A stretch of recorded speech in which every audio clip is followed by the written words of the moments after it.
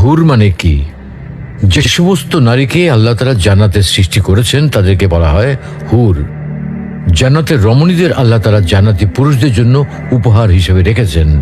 আল্লাহ তাআলা তাদেরকে জান্নাত প্রাপ্ত পুরুষদের সাথে বিয়ে দেবেন, ফলে তারা স্বামী স্ত্রী হিসেবে চিরকালের জন্য জান্নাতে বসবাস করতে থাকবে।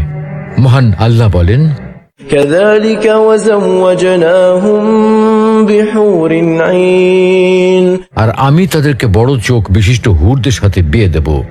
জান্নাতের হুর হবে চিরকুমারী ও সমবয়সের প্রেম সোহাগিনী। জান্নাতে একজন হুর যদি দুনিয়ায় একবার দৃষ্টি দিত, তাহলে আকাশ ও জমিনের মধ্যবর্তী স্থান সুবাসে ভরে যেত। পূর্ব পশ্চিম প্রান্তকে তথা সমগ্র পৃথিবীটাকে সুসজ্জিত করে দিত। প্রতিটি চোখ সব জিনিস থেকে দৃষ্টি ফিরিয়ে তার দিকে চেয়ে থাকত এবং সৃষ্টিকুল আল্লাহর প্রশংসা ও বড়ত্ব বর্ণনা করত।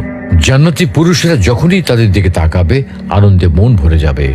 যখন কথা বলবে, ছন্দময় মিষ্টি কথা দ্বারা হৃদয় ভরে দেবে।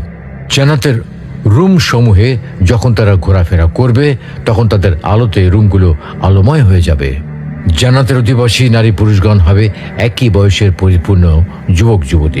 জান্নাতের হুর যখন তার স্বামীর চেহারার দিকে তাকাবে, তখন তার হাসিতে জান্নাত আলোময় হয়ে উঠবে। যখন তারা স্বামীর সঙ্গে কথা বলবে, তখন কতই না সুন্দর হবে সেই কথোপকথন।